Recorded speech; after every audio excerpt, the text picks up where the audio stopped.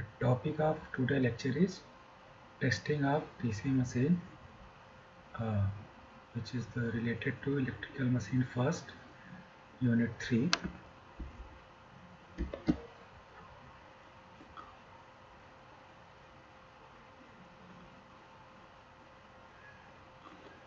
Testing of DC machine is very important for analysis purpose, and content of this lecture is introduction and Swinburne test and Hopkinson test. Machines are tested for finding out losses, efficiency, and temperature rise. There are two methods used for testing of DC machines as direct method and indirect method. Direct loading test may be performed on small machines. Indirect methods are used for large shunt machines. There are two types of indirect methods. First one is Swinburne test and second one is Hopkinson's test. Swinburne test is an indirect method of testing of DC machine. In this method of losses are measured separately and the efficiency at any desired load is predetermined. The machine is running as a motor at rated voltage and speed. The connection diagram for DC shunt machine is shown in figure A for Swinburne test. There are some considerations to perform Swinburne test. Let V be the supply voltage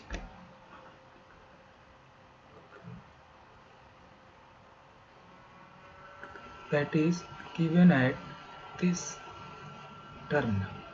I naught is the no load current that is here measured by ammeter. ISH is the shunt field current measured by another ammeter. Therefore, no load armature current is given by equation below. IA naught is equal to I naught plus ISH. No load current is sum of shunt current and armature current. So armature current is equal to no load current minus shunt current. No load voltage is equal to V and current is I naught. So no load input power is V I naught. The no load power input to machine supplies the following: iron loss in core, friction losses in the bearing and commutators, windage losses, armature copper loss at no load. When machine is loaded, the temperature of armature winding and field winding increases due to I-square losses. For calculating I-square losses, hot resistances should be used. A stationary measurement of resistance at room temperature of T degree Celsius is made by passing current through the armature and then field from a low voltage DC supply. Then the heated resistance allowing a temperature rise of 50 degrees centigrade is found. The equations are as follows for a resistance at a particular temperature. Formula RT1 is equal to R naught multiply 1 plus alpha naught T1, where RT1 at 50 degrees centigrade is equal to R naught 1 plus alpha T1 plus 50 degrees centigrade, where alpha is the temperature coefficient of resistance at 0 degree centigrade. Therefore, RT1 plus RT1 at 50 degree centigrade, RT1 into 1 plus alpha naught T1 plus 50 degree centigrade upon 1 plus alpha naught T1. Efficiency when machine is running as motor in Swinburne test. Motor input is Pi armature copper loss I square Ra and Ra is equal to I minus ISH. Here I is I naught and into Ra. Constant loss is Pc. Total loss is equal to sum of armature copper loss plus constant loss.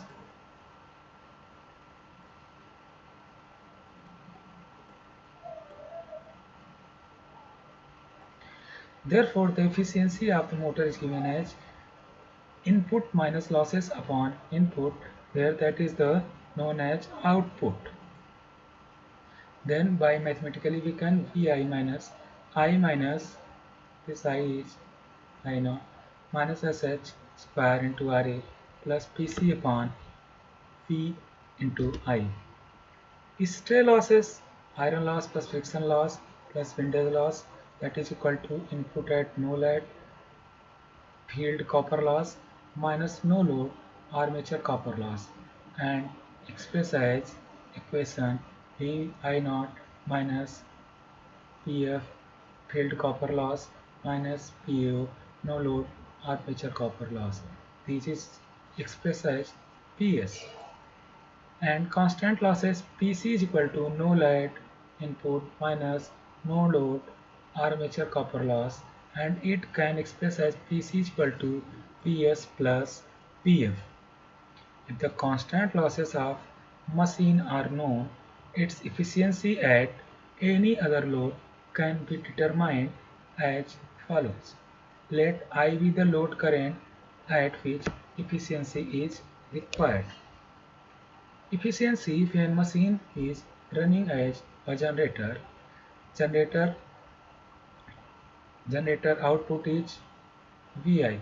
When we talking about generator, we concern about the output of generator. Then output of generator is V into I. Armature current I is equal to I plus ISH.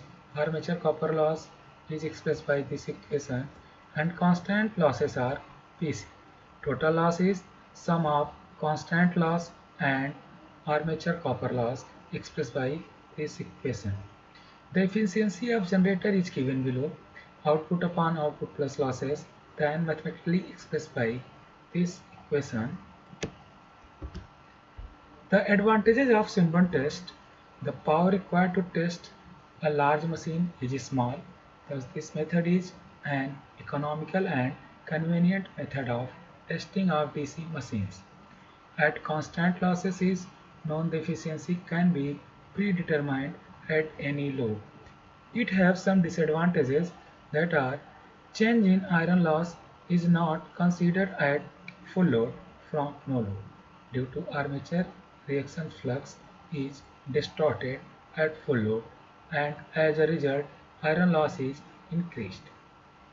As the Swinburne test is performed at no load, commutation on full load cannot be determined whether it is satisfactory or not, and whether the temperature rises within the specified limit or not. It has some limitations. Machine having a constant flux are only eligible for Swinburne test. For example, shunt machine and level compound generator. So it is not can perform for all type of DC machine. Series machine cannot run on light loads, and value of speed and flux varies greatly. Thus the Swinburne tests are not applicable for series machine. After that, we will discuss about the Hopkinson test. Hopkinson test, also known as regenerative test or back-to-back test or heat run test. In Hopkinson test, two identical shunt motors are required which are coupled both mechanically and electrically in parallel. One is acting as a motor and another one as a generator. The input to motor is given by supply mains. Then mechanical output of motor drives the generator, and electrical output of the generator is used in supplying the input to the motor. Thus, the output of each machine acts as an input to other machine. When both the machines are running on the full load, the supply input is equal to the total loss of machine. Hence, the power input from the supply is very small. This is the dedicated circuit diagram for Hopkinson test. This machine is work as motor and this is work as generator. Supply is given to the motor and motor shaft is coupled with generator, which provide a mechanical input to the generator to perform work as a generator. Supply is given with the help of a starter. The machine M start and work as a motor. The switch S is kept open. The field current of M is adjusted with the help of rheostat field Rm, that is shown in figure. This is a rheostat and this is the switch, which enable the motor to run at rated speed. Machine G acts as a generator. Since the generator is mechanically coupled to the motor, it runs at the rated speed of the motor. The excitation of generator is so adjusted with the help of field rheostat Rg. Here is field rheostat Rg, that is connected in series of field winding of a generator. Voltage across armature of generator is slightly higher than the supply voltage. In actual, terminal voltage of generator is kept 1 or 2 volt higher than the supply voltage.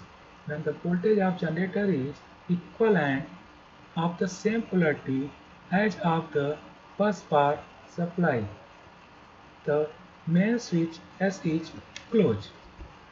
That is the main switch. Main switch is closed and generator is connected to the bus bar to supply. Thus, both the machines are now in parallel across the supply. Under this condition, when the machines are running parallel, the generator are set to float. This means the generator is neither taking any current nor giving current to the supply. Now, with the help of a field rheostat, any required load can be thrown on the machine by adjusting the excitation of machine with the help of field rheostat that are present in parallel of motor and generator also. Let some consideration. V be the supply voltage, IL is the line current, IM is the input current to the motor, IG is input current to generator, IM is motor armature current, ISHM is the motor shunt field current, ISH is the generator shunt field current, RA is the armature resistance of each machine, IG and RSHM is the motor shunt field resistance, RSS is the generator shunt field resistance, EG is generator induced voltage, EM is the motor induced voltage. That are the back EMF. We know EG is equal to V plus when working a generator and EM is equal to V minus this IMRA working as motor. EG is greater than EM, but EG is proportional to phi G into IN and EM is proportional to phi M and IN. Phi G is the flux in generator and phi M is the flux in motor. Hence, phi G is greater than phi M. Since flux is directly proportional to field current, phi is directly proportional to IF and ISHG is greater than ISHM. Thus, the excitation of generator shall always be greater than of the motor.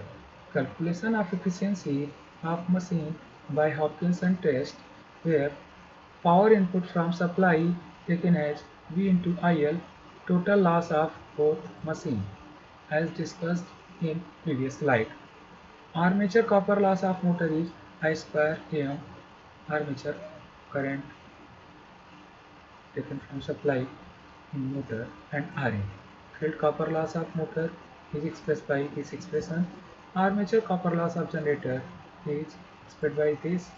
Field copper loss of generator is equal to, by mistake there are two cosine ISSG into RSSG shunt field resistance. The constant losses Pc like iron, friction and vintage losses are assumed to be equal is written as given below.